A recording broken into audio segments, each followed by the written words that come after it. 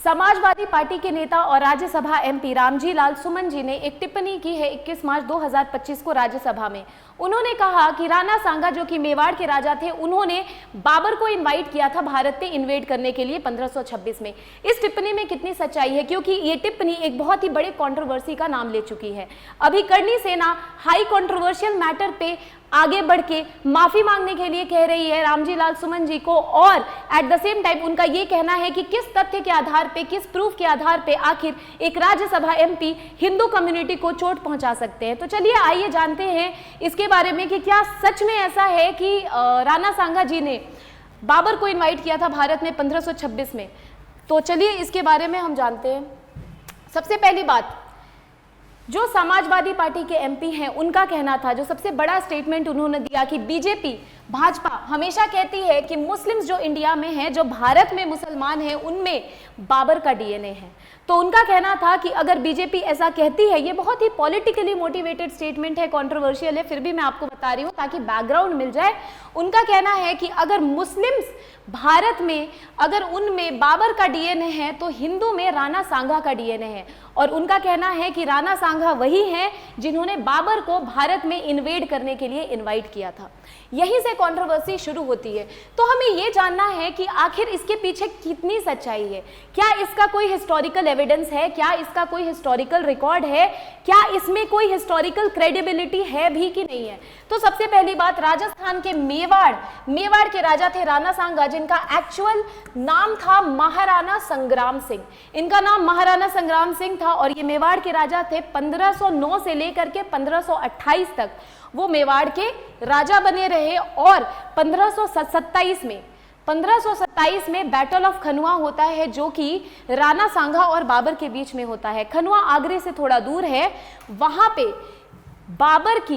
बाबर की super artillery होने की वजह से, भले ही राणा सांगा के पास बहुत बड़ी आर्मी थी, 2,01,000 की आर्मी थी, लेकिन बाबर के पास कैनन्स और सुपर आर्टिलरी थी, जिसकी वजह से कि बाबर उसमें जीत जाते हैं और राणा सांगा की हार हो जाती है। इसी के बारे में हमें डिटेल में पता चलता है। बाबर ने जो अपनी किताब लिखी, मतलब अपनी ऑटोबायोग्राफी लिखी, बाबर की जो मेमोयर है, जिसको कि हम तुजुके बाबरी कहते हैं, जिसको कि हम बाबर नामा के नाम से भी जानते हैं, उसमें वो एक बहुत ही इंपॉर्टेंट सोर्स है बताने के लिए कि उस समय की सिचुएशन क्या थी, बाबर के भारत आने का मोटिवेशन क्या था, बाबर को आखिर किसने इन्वाइट किया था, और आखिर बाबर और राणा सांगा के बीच में युद्ध कब हुआ था और युद्ध का रिजल्ट क्या था। ये पूरी बात तुजुकी बाबरी अच्छे से बताती है, क्योंकि तुजुकी बाबरी को लिखने वाले खुद ही बाबर हैं। तो तुजुकी बाबरी, जिसको कि बाबर नामा कहते हैं, वो एक बहुत ही इंपॉर्टेंट सोर्स है और उसमें सबसे पहली बात लिखी हुई है।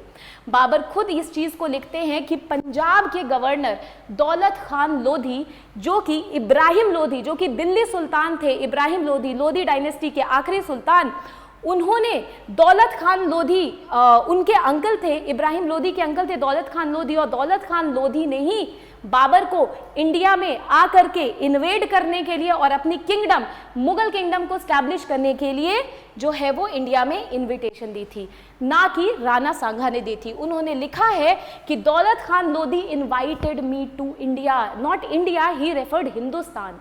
बाबर ने बोला कि हिंदुस्तान में दौलत खान लोधी ने मुझे इनवाइट किया है।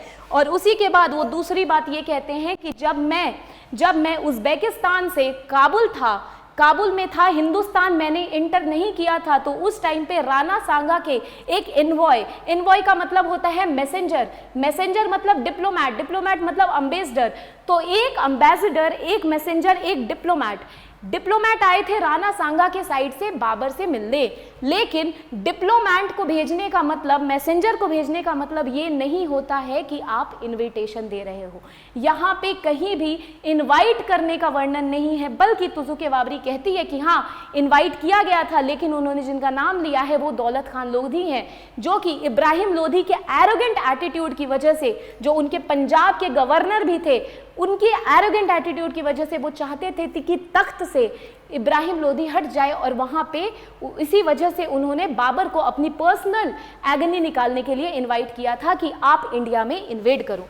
ठीक है, तो हाँ, राणा सांगा ने एनवॉय तो भेजा था, लेकिन इनवॉय भेजने का, मैसेंजर भेजने का मतलब ये नहीं होता है कि उन्होंने इनविटेशन भेजी थी। उसके बाद थर्ड पॉइंट जो कि तुजुक बाबरी कहती है वो ये कहती है, ये बात बाबर खुद कह रहे हैं कि जब मैं हिंदुस्तान आया तो यहाँ पे 2 नॉन मुस्लिम किंग्स थे और यहाँ पे 5 मुस्लिम रूलर्स थे, 2 नॉन मुस्लिम रूलर्स और 5 मुस्लिम रूलर्स। और उन्होंने तुजुक बाबरी में स्पेसिफिकली ये मेंशन किया है कि जो हिंदू रूलर्स में राणा सांगा थे जो कि मेवाड़ के राजा थे, ही earned immense glory and power.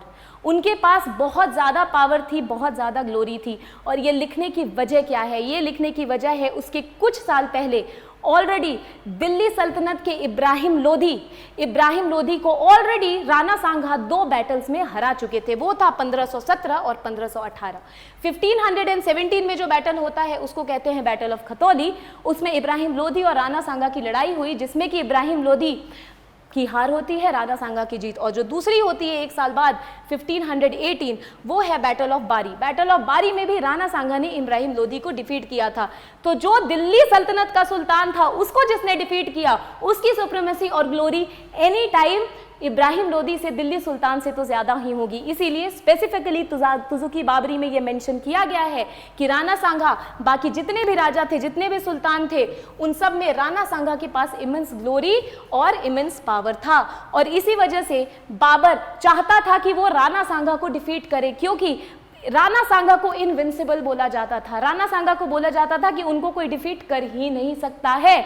और इसी वजह से बाबर को भी कहा जाता है कि बाबर को बहुतों ने बोला भी था कि आप मत लड़ो राणा सांगा से, लेकिन बाबर ने नहीं सुनी और बाबर ने वो युद्ध लड़ा और बाबर उस युद्ध को जीते। जब जीते थे तो कहा जाता है कि वहां पर नरमुंडों का पहाड़ खड़ा हो गया था। इतना ज्यादा ब्लडशेड हुआ था, इतनी लोगों की मौत हुई थी कि वहां पे एक माउंटेन बन गया था, माउंड ऑफ माउंटेन वहां पे बन चुका था। तो इन दोनों बैटल की वजह से finally Rana Sanga asserted supremacy over Malwa, Gujarat and Delhi.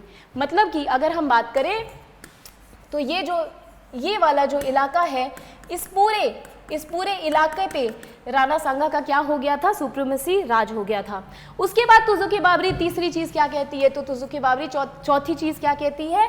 तो तुजुक बाबरी कहती है कि जो बैटल ऑफ खनुआ हुआ था, ये चीज खुद लिख रहे हैं बाबर कि बैटल ऑफ खनुआ में राणा सांगा के पास 2,01,000 लोगों की सेना थी, 2,01,000 की आर्मी थी और वो डिफीट हुए। उनके डिफीट होने का मेन रीजन क्या था? Modern cannons and artillery weapons जो कि बाबर के पास थे। मॉडर्न कैनन्स की वजह से बाबर राणा सांगा को डिफीट करने में सक्सेसफुल रहे। एंड नेक्स्ट चीज तुजुक बाबरी क्या कहती है? वो कहती है कि क्यों आखिर बाबर भारत आए थे, इसका रीजन वो देती है। बाबर ये लिखते हैं कि he was attracted by the Hindustan wealth. Hindustan की वेल्थ से, हिंदुस्तान की अबंडेंस गोल्ड एंड सिल्वर की वजह से वो अट्रैक्ट हुए थे।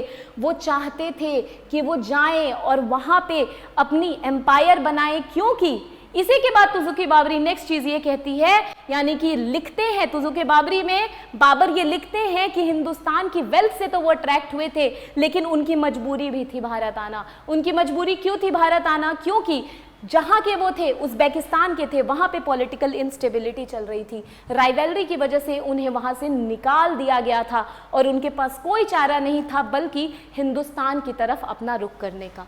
देखो नेक्स्ट पॉइंट जो है वो कहती है स्ट्रगल फॉर पावर, यानी कि बाबर की जो होमलैंड है जिसको कि उज़्बेकिस्तान कहते हैं, वो खुद एक उज़्बेक थे। उनके राइवल जिनका कि नाम था अब्दुल शाह बख्त खान और अहमद मिर्जा, इन्होंने कॉन्स्टेंटली बाबर को डिस्प्लेस किया है और इसी वजह से, कॉन्स्टेंट डिस्प्लेसमेंट की वजह से Babur was looking for an alternative to establish his own empire and that he look towards India because he was actually seeking stability. He was living a nomadic life, इधर से उधर, कभी उज़्बेकिस्तान से जा रहे हैं वो काबुल, कभी काबुल से जा रहे हैं कांदाहार। इस चक्कर में बाबर को एक नोमैडिक लाइफ रहनी पड़ रही थी and Babur was actually seeking stability at that time. और जब बाबर काबुल जाते हैं और दौलत खान लोधी का इन्विटेशन आता है तो बाबर ने सोचा नहीं और उन्होंने क्या किया? अटैक किया इंडिया पे, इन्वेड किया इंडिया पे, तो इसके कंक्लूजन में हम क्या कह सकते हैं? इसका कंक्लूजन यही कहता है कि कोई भी ऐसा सोर्स, क्रेडिबल हिस्टोरिकल एविडेंस नहीं है कि राणा सांगा ने बाबर को भारत में इनवाइट किया था। क्रेडिबल एविडेंस नहीं है। क्रेडिबल एविडेंस है तो वो एविडेंस ये है जो कि तुजुक बाबरी ने, बाबर ने अपने हाथों से अपनी मेमोरी लिखी है, जिसमें बाबर ने साफ साफ ये चीज़ कही है कि मुझे इनवाइट करने वाले दौलत खान लोधी हैं। राणा सांगा एक बहुत ही ग्लोरीफाइड लीडर थे और वो एक बहुत ही बड़े रूलर थे और he was at his peak जब बाबर ने भारत में इन्वेड किया, क्योंकि राणा सांगा ऑलरेडी बैटल ऑफ बारी में सुल्तान ऑफ दिल्ली को हरा चुके थे, यानी दिल्ली सल्तनत के इब्राहिम लोदी को हरा चुके थे और राणा सांगा को इंडिफेंसिबल बोला जाता था। तो अभी देखो, जो क्लेम है कि Rana Sanga invited Babur to India lacks its historical credibility. Instead, Babur was invited by India और Babar came to India because of 3 reasons, जो कि हमें कंक्लूजन में याद रखना है। पहला, invitation of the Punjab governor Daulat Khan Lodhi, who was uncle to Ibrahim Lodhi. Second, his own economical ambitions. And third, because of the internal conflict that was prevailing in his own region, that is Uzbekistan. यानी कि राणा सांगा ने बाबर को भारत में invite नहीं किया था, ये बिल्कुल भी गलत स्टेटमेंट है। आपका क्या सोचना है इसके बारे में, इस टिप्पणी के बारे में और इस पूरे कंट्रोवर्सी के बारे में? प्लीज़ अपने कमेंट्स ज़रूर लिखें, हम भी जानना चाहेंगे कि आप क्या सोचते हैं। For more such important current affairs related content and information, please do not forget to like and subscribe Chahal Academy. I will see you next in the next video. Thank you so much till then.